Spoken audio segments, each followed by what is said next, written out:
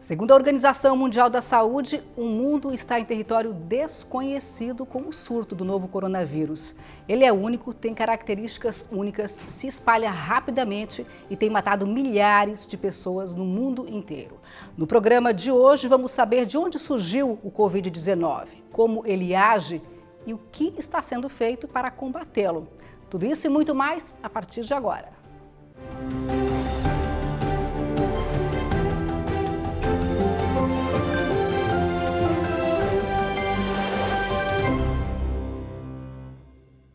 E o nosso entrevistado de hoje é o Daniel Santos Mansur, virologista e professor da Universidade Federal de Santa Catarina.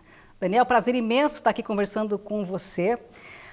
Os vírus, eles são responsáveis, por diversas pandemias, epidemias, endemias ao longo da história no mundo inteiro. Atualmente a gente está convivendo aí com o coronavírus, mas já tivemos aí gripe espanhola, gripe suína, H1N1, ebola, HIV, isso só alguns deles, Como é que surgem esses vírus? Então, primeiramente, obrigado pelo convite. Os vírus, eles são talvez os organismos mais diversos do planeta. Eles circulam em todas as espécies de seres vivos que tem, eles precisam de um ser vivo para poder circular, e a grande maioria dos vírus que entram em contato com os humanos, eles têm uma origem em animais. Tá? Então, todas essas doenças que você citou, normalmente tiveram uma origem inicial em animais. À medida que a gente entra em contato cada vez mais frequente com esses animais, esses vírus tendem a passar por um processo que a gente chama de emergência, que é quando eles se adaptam dos animais que eles costumavam infectar aos seres humanos, e aí eles causam, ao longo de um período bem grande de tempo, começam a causar diversas doenças. No período em que esses vírus estão recentemente emergindo, como é o caso do SARS-CoV-2 causando a Covid-19, e é o caso do ebola, por exemplo, que a gente viu há 5 anos atrás na África, especialmente, esses vírus tendem a causar doenças com taxa de letalidade relativamente alta, que é o que a gente está vendo agora, nesse momento aqui. Por que os vírus eles são mais preocupantes normalmente do que as bactérias, por exemplo? Eu acho que talvez um dos argumentos para se falar isso seja a grande diversidade. A gente tem vírus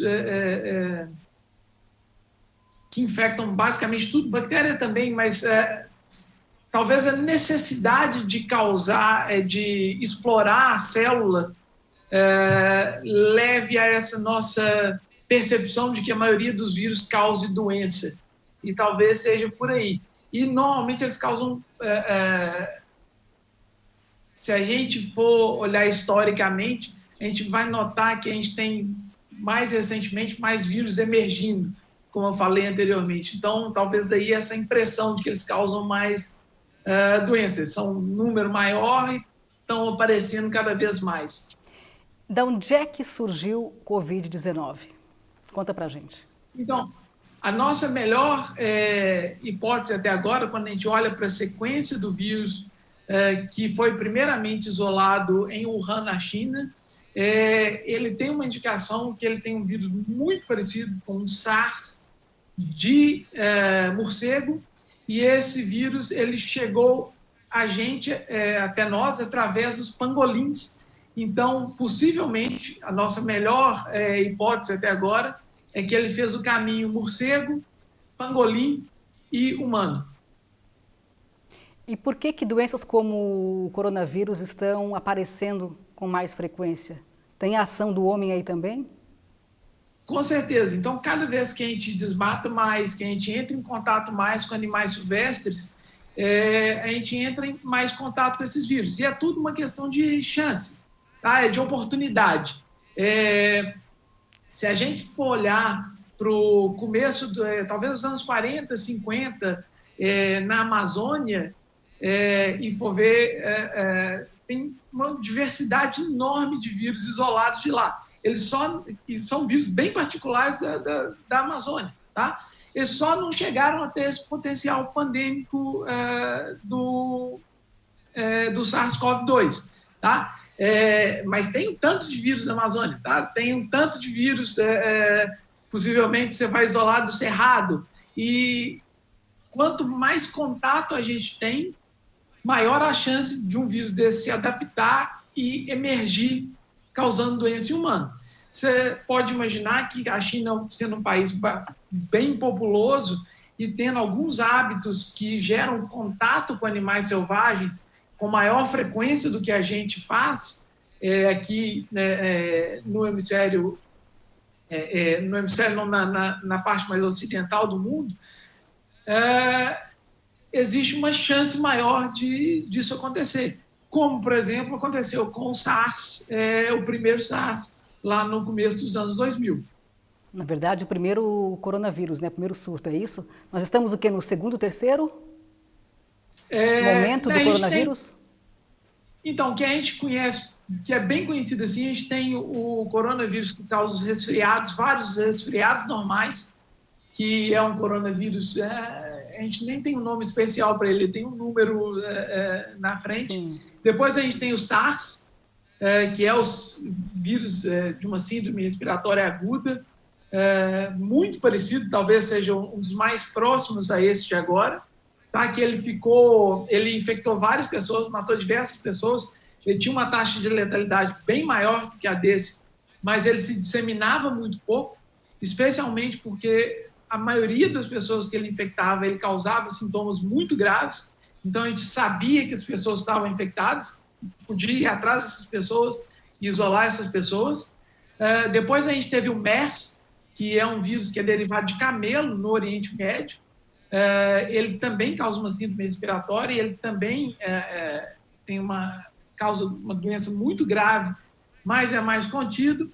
E agora o último foi esse, que ele tem uma combinação que, assim, desde que eu comecei a estudar virologia, 20 anos atrás, todo mundo tem isso como sendo a maior preocupação de todas, que é um vírus que se espalha muito bem, que se espalha ou por aerosol ou por gotículas, né, transmitido muito facilmente pelo contato, né? E tem uma letalidade relativamente alta. Tá? Então, se a gente pega o número absoluto, talvez a gente vai chegar na letalidade desse vírus em torno de 0,5% a 0,6%. Tá? Diferente do que a gente está vendo inicialmente na Itália, que parece que é 12%, 10% em alguns lugares, isso possivelmente é uma distorção do tanto de teste que é feito versus do tanto de pacientes que acabam falecendo com esse vírus. Tá? Então, o número possivelmente ele é menor. Então, ele deve chegar talvez a 0,5, 0,6. Então, e se a gente comparar isso com números do ebola ou da varíola ou da raiva, por exemplo, esse número é muito menor. Tá? O número do ebola vai ser 40%, 60%. Da varíola talvez chegasse a 40% também. Raiva é quase 100% das pessoas que pegam esse vírus vão a óbito. Mas nenhum deles tem a capacidade de espalhar tanto quanto o SARS-CoV-2. Então, daí a preocupação. Tá? Você diria que é um vírus assustador? Será que dá para usar essa palavra? Nossa, é muito assustador mesmo. Tá? Quando esse vírus começou a aparecer em dezembro do ano passado e a Organização Mundial de Saúde começou a mandar uns alertas que eles mandam para todo mundo que se cadastra no site da Organização Mundial de Saúde, e eles falaram, olha, tem 11 pessoas internadas com síndrome grave respiratória de origem desconhecida em Wuhan, na China. Eu falei, ai. Já dava para ver, já dava naquela época para prever o estrago que ele faria ou não? Não, de maneira nenhuma esse estrago não, mas quando você fala de síndrome respiratória aguda de origem desconhecida, aí assusta. Já era uma coisa que acende o sinal de alerta, né? normalmente, uma coisa que causa uma síndrome respiratória, modo de transmissão, é por via respiratória. E via respiratória é diferente, por exemplo, da dengue, que infecta quase 400 milhões de pessoas por ano no mundo, é um mosquito que transmite. Então, você tem uma maneira muito objetiva, talvez, de controlar o espalhamento do vírus, que é controlando o mosquito. Sim. Esse é contato. Talvez, existe um debate aí sobre aerosol ou não, mas sobre gotículas, com certeza, né? Então, por isso que assusta mais do que... é mais preocupante Sim. do que esses outros vírus. E, Daniel, dá para equiparar esse momento que a gente está vivendo com algum outro momento da história, com alguma outra pandemia, alguma outra epidemia que você lembre? Então, talvez, se a gente pensar numa pandemia que marcou bastante a gente, como foi a do HIV, ele tinha, apesar de ter sido extremamente sério e ainda ser um problema muito sério no mundo inteiro, ele era um problema, ele é um vírus que tem uma maneira de ser transmitido que é relativamente fácil de ser contornada, que é a transmissão sexual. A outra transmissão que pode acontecer, que é a transmissão por contaminação de agulhas, ela é bem mais rara, né? Então, o modo de transmissão talvez assuste menos do que o dessa pandemia agora. Então, colocando em perspectiva o tanto que esse vírus tem a facilidade de ser transmitido, em conjunto com o tanto que ele é letal, talvez a coisa mais séria que a gente tem enfrentado nesse sentido, por último, tenha sido a gripe espanhola. Tá? Então, realmente... desde o começo do século XX, que a gente não vê algo desse porte. Eu acho que tem uma tendência bem natural, talvez, a gente tentar comparar ele com H1N1, que foi a pandemia do influenza em 2009. Mas tem duas coisas muito marcantes que diferem esses dois vírus. Para começar, a gente sabe fazer vacina contra a influenza. Tá? Apesar daquele influenza ser uma influenza bem particular, ele era uma influenza, ele continua sendo uma influenza. Então, a gente sabe construir uma vacina. As plantas das fábricas já estão prontas para fazer vacinas de influenza. A gente tem que trocar algumas coisas, mas a gente já conhece o vírus desde muito tempo. Tá? Então, a gente sabe lidar com ele bem. Tinham vários medicamentos já específicos e prontos para o uso, que é o caso do Tamiflu. Então, apesar dele ser uma preocupação, e foi uma preocupação muito grande, a gente sabia como lidar melhor com ele do que com esse agora. Uma outra coisa muito importante também é que aquele influenza, por a gente ter tido um vírus bem similar a ele que circulou uns 30 anos antes, especialmente os idosos, que normalmente são as pessoas que mais sofrem com influenza também, eles tinham uma imunidade protetora contra o H1N1. Então, as pessoas que sofriam mais eram adultos jovens, o que também, normalmente, essas pessoas já têm um impacto menor na saúde com a doença. Então, a combinação desses três fatores, a gente ter uma droga prontamente disponível, saber fazer uma vacina bem rápido e ele não acometer tanto a população mais idosa, façam com que essas duas pandemias não sejam diretamente comparáveis. Existe uma preocupação aí desse vírus sofrer alguma mutação e se tornar ainda mais agressivo? Esse é um grande debate que todo mundo tem nesse momento, né, uma grande preocupação. A gente não tem nenhuma indicação nesse sentido. Tá?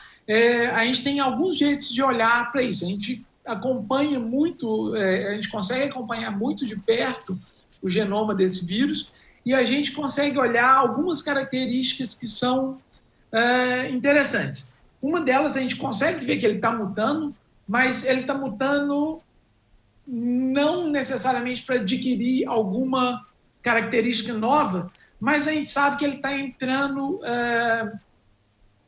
de lugares diferentes. Por exemplo, a gente consegue já identificar um vírus que veio da Europa de um vírus que veio da China. Eles já são suficientemente diferentes para a gente poder identificar isso. Mas isso não necessariamente tem um impacto em como esse vírus levaria a alguma doença diferente, alguma patogenia diferente.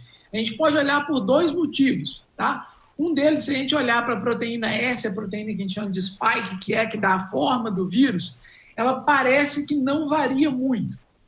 Isso é bom para a gente, porque talvez signifique que uma infecção seja suficiente para deixar a gente imune por algum tempo depois da gente ter sido infectado, o que é excelente e é a base para o desenvolvimento de uma vacina bem efetiva.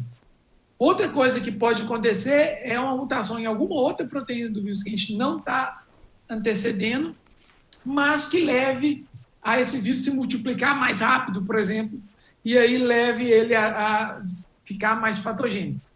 A gente não tem uma indicação disso. Tá? Uma das coisas que muitas pessoas argumentam, mas que nesse momento eu acho que a gente não tem evidência suficiente para falar, no caso desse vírus, é que normalmente, quando um vírus tende a entrar em contato maior com a população, quanto mais ele entra em contato, mais ele tende a diminuir a mortalidade, tá? e a patogenicidade. Então, tem muita gente que espera que esse vírus fique mais brando à medida que ele entra em contato com mais e mais gente, mas isso nós não estamos falando de 2020. Então, nós estamos falando daqui a vários anos para frente, quando esse vírus estiver circulando com uma frequência, a tendência é que ele vire um conhecido nosso e a gente tenha várias rodadas de pandemias nos próximos anos. Daniel, a gente vai fazer agora um pequeno intervalo e aí depois a gente volta então com muito mais informações para você. Vamos saber como é que está aí, como é que estão as pesquisas para desenvolver uma possível vacina contra o coronavírus. A gente vai estar te esperando. Não saia daí.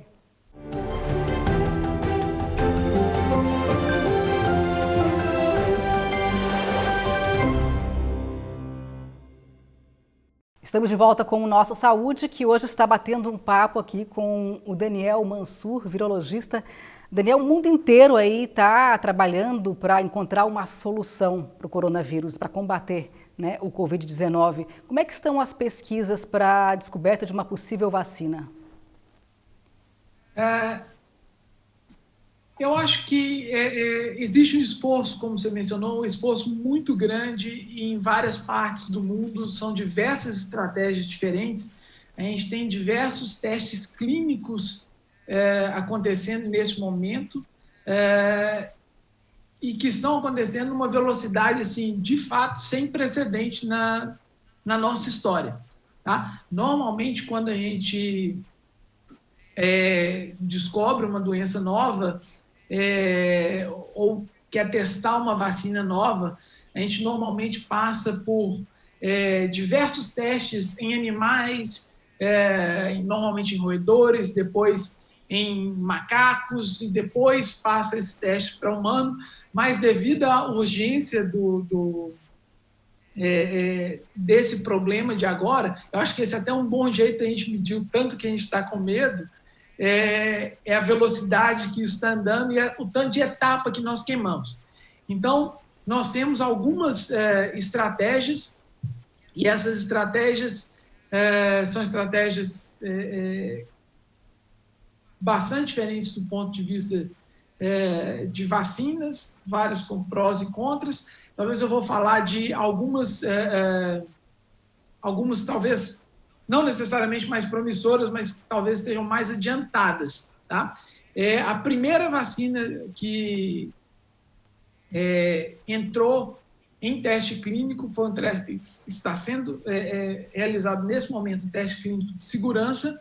É uma vacina de uma empresa que chama Moderna com o governo americano, tá? É uma parceria e é um RNA, é um ácido nucleico de uma proteína desse vírus, aquela mesma que eu mencionei anteriormente, a proteína S. E essa vacina tem algumas características bem interessantes. Sendo a primeira delas, talvez não tenha chamado bastante atenção, foi que ela pode ser escalonada muito rápido, ou seja, a gente consegue fazer muitas doses muito rápido. Tá? Então, isso é bastante atrativo quando você está tratando de uma pandemia, ou seja, é para o mundo inteiro. E ela é bem barata de ser feita.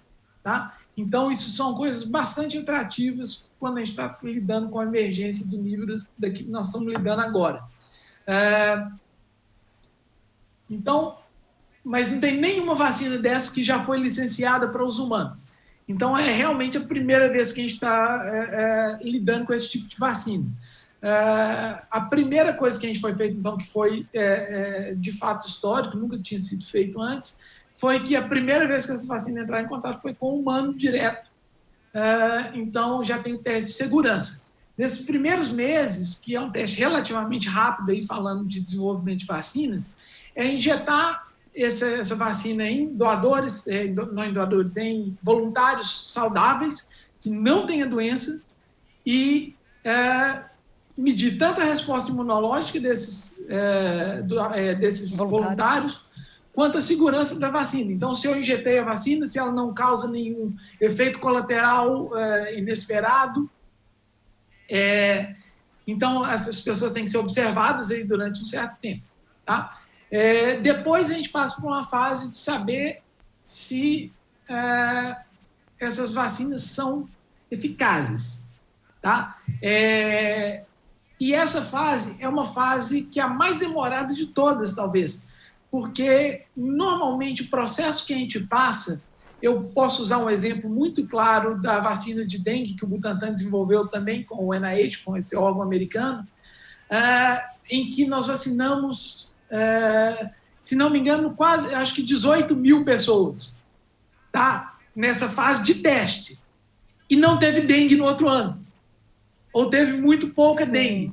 Então, todas aquelas pessoas que foram vacinadas, a gente estava esperando que, não esperando que acontecesse, porque ninguém queria que tivesse dengue, mas não teve. Então, a gente não soube, não teve condição de medir se a vacina foi efetiva de fato. Então, isso acontece, tá? Não tem jeito da gente controlar. Então, esses ensaios, normalmente, eles podem ser bem demorados. O que várias pessoas entraram com uma proposição que tem ganhado força, e é uma coisa que a gente faz, mas muito mais restrito, de fazer a infecção de pessoas saudáveis. Então, é o desafio de pessoas saudáveis. Isso significa o quê? Vacinar essas pessoas com a vacina experimental e depois dar o vírus que causa doença nessas pessoas. Então, essas pessoas sabem que elas têm chance de desenvolver uma doença que pode ser bastante grave, como a gente está vendo por aí.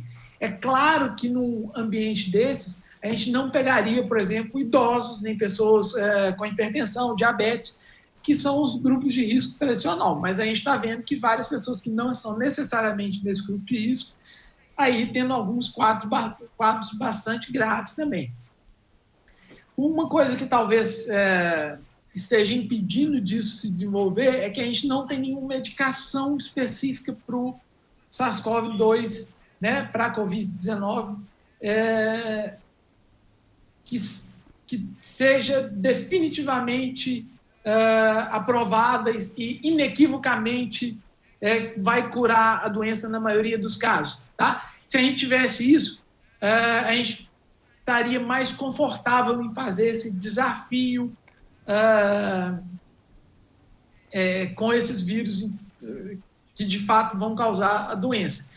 Isso, assim, adiantaria em, talvez, 6 meses a 1 ano a produção dessa vacina. Porque, de fato, aí você teria uma uma indicação muito forte de que a vacina é efetiva. Tá? Como eu disse, esse é um movimento que tem ganhado força para que isso aconteça. Tem várias pessoas nas revistas científicas advocando para que esse seja um dos caminhos que as pessoas tentem seguir, mas você pode imaginar que ele não é um caminho tão simples, né? fácil assim, né? Um outro exemplo que talvez é interessante de lidar, e que aí talvez a gente traga alguns números para que os telespectadores tenham uma noção da complexidade. Uma das outras iniciativas que talvez que tem encontrado bastante respaldo é da Johnson & Johnson, também com o governo americano. Tá? Essa iniciativa é uma iniciativa de $1 bilhão. Tá? A Johnson & Johnson vai colocar $500 milhões e o governo americano vai dar mais $500 milhões. A Johnson & Johnson não vai ganhar dinheiro com isso, então ela está colocando a expertise e o dinheiro, e ela não vai fazer isso por lucro. Então, só para vocês também deixar claro o tamanho de uma farmacêutica que está colocando disponível para não ter lucro $500 milhões, mais $500 milhões do governo americano, e esse dinheiro todo, porque não é só desenvolver, não é só o cientista na universidade, como normalmente acontece, ter a ideia, desenvolver essa ideia no laboratório dele e falar, olha, isso aqui pode ser uma vacina. Nesse momento, a gente quer que isso aconteça e que isso saia daqui e vá virar uma dose de vacina para 7 bilhões de pessoas. Então, você imagina que o investimento ele tem que ser de acordo com o tamanho do desafio. Tá? Então, é uma vacina de um vírus recombinante, de um adenovírus, que também pode causar uns resfriados, mas sem as possíveis complicações do SARS-CoV. Na verdade, ele causa resfriado, não síndrome aguda respiratória. E a gente coloca um pedaço desse vírus nesse outro vírus, que é um vírus que é engenheirado, que é modificado para não causar doença. É uma aposta bem interessante também do ponto de vista biológico, do ponto de vista de desenvolvimento, e ela está seguindo, no momento, o passo de desenvolvimento que eles resolveram tomar é primeiro usar essa vacina em macacos, tá? Que é um modelo animal que fica doente também, e esses experimentos já estão em andamento, e a gente vai ter esse tipo de resultado daqui a 1 mês, 2, mais ou menos, possivelmente, e a partir daí nós vamos passar os testes de segurança e a esses testes daqui para frente. E como para outra vacina que eu mencionei anteriormente, a gente vai passar para os testes de segurança, e aí, se tiver um consenso na comunidade de que esses testes vão ser feitos com os desafios, ao invés de esperar que as pessoas fiquem infectadas, que nós vamos saber em quanto tempo que essa vacina, se efetiva, em quanto tempo que ela vai funcionar. Eu citei 2, mas tem pelo menos mais 9 nesse mesmo estágio de desenvolvimento, e, basicamente, todo mundo tem sua aposta, vamos dizer assim, mas é um consenso de que a que funcionar melhor vai ser que todo mundo vai focar o esforço para poder fazer isso virar uma vacina mundial. Você tem aí o aporte, por exemplo, do Bill Gates, da Fundação Bill e Melinda Gates, né? Deixando bem claro que esse não vai ser o esforço para fazer vacina para um país ou para o outro país, é o esforço para fazer uma vacina para o mundo inteiro. Então, vai ter bastante investimento nesse sentido aí. Que bom que tem investimento e pelas suas explicações a gente vê aí que ainda há uma longa caminhada até que a gente tenha mais informações precisas sobre esse vírus que é bastante desconhecido para uma vacina, né? A gente realmente vê aí profissionais da saúde tendo que lidar com esse vírus, como a gente falou, bastante desconhecido. Quais são os desafios no dia a dia? A repórter Michele Todesgato foi saber e conta pra gente. Olá, Rafaela. É verdade, os profissionais da saúde enfrentam neste momento uma verdadeira guerra contra o coronavírus. E é sobre isso que eu converso agora com o médico infectologista Luiz Escada. Olá, doutor. Obrigada por disponibilizar o seu tempo, estar aqui com a gente nesse momento, mesmo que de forma virtual. Olá, Michele. É um prazer poder ajudar vocês. Vamos às perguntas, então. Quais são os maiores desafios da medicina nesse momento? Bem, os desafios para a medicina hoje são múltiplos, né? Desde elaborar testes de fácil uso para identificar logo as pessoas que estão infectadas, né? Como também descobrir medicamentos que possam ser realmente eficazes no combate à doença, né? Por que algumas pessoas evoluem com mais gravidade ou não? Quais são os mecanismos que envolvem isso por parte tanto do vírus quanto por parte do ser humano, né? Isolar as pessoas que possam estar infectadas para interromper a cadeia de transmissão, ao mesmo tempo equipar os profissionais de saúde, né, com material adequado para eles não se exporem tanto aos vírus, né. Outros desafios seria a elaboração de vacinas, mas a gente sabe que isso é mais para frente que a gente vai conseguir. Existem uma série de estudos clínicos, né, protocolos para estudos de medicamentos, avançar mais nisso, né. Na verdade, orientar e fazer com que a população entenda que o isolamento dos casos suspeitos e o distanciamento social é uma regra muito importante para evitar que o número de casos aumente vertiginosamente. E tudo isso tem que ser feito a quatro mãos, né? O sistema de saúde, a população, as pessoas que administram isso. Isso é um grande desafio. Muito se fala sobre essa triagem, né? Que a pessoa que tem o sintoma deve fazer antes de buscar ajuda num hospital. Gostaria que o senhor explicasse um pouquinho melhor para a gente a importância disso que está sendo tão frisado aí. A triagem que se faz desses pacientes, ou quem possa estar apresentando sintomas da doença, de suspeita, é fundamental, porque se todo mundo correr para o hospital, os hospitais vão ficar saturados e eles estão destinados a atender os casos de média para grande gravidade, né? Os casos mais graves e mais críticos merecem atendimento hospitalar. Como a maioria das pessoas ou não vai sentir nada, vão ter sintomas leves, 85% das pessoas podem ser atendidas em ambientes de menor complexidade, como unidades básicas de saúde, ou mesmo pronto atendimento, ou mesmo por telemedicina ou via telefone, né, por orientação. Caso essas pessoas piorem, procurar imediatamente um serviço de maior complexidade. É um vírus que pode evoluir de forma assintomática, pouco sintomática na maioria das vezes, e evoluir com gravidade de falta de ar e levar até a pessoa para a UTI. Então a gente tem que priorizar essas pessoas, né, e não misturar elas, né, porque você pode estar com resfriado por um outro vírus e entrar num ambiente onde tem coronavírus e adquirir isso. Então é um vírus de transmissão fácil, principalmente em ambientes de saúde, porque vai ter uma concentração maior de pacientes ali. Então, essa triagem é vital para todo mundo, tanto para o sistema de saúde quanto para a população poder ser bem orientada dentro do fluxo que se cria no sistema de saúde, que está passando por um processo atípico, né, raro, felizmente, de uma pandemia, né? E como uma mensagem final, doutor, o que o senhor diria para as pessoas nesse momento? Essas pandemias não acontecem à toa, como as guerras também não acontecem à toa. Mas o curioso é que ela afeta todo mundo, rico, pobre ou classe média, chinês, japonês, brasileiro e americano, de um vírus que é transmitido pela via aérea, assim, né? Ou seja, contato com saliva, gotícula. Então, está todo mundo sujeito a repensar o que andava fazendo e evoluir para uma vida melhor, né?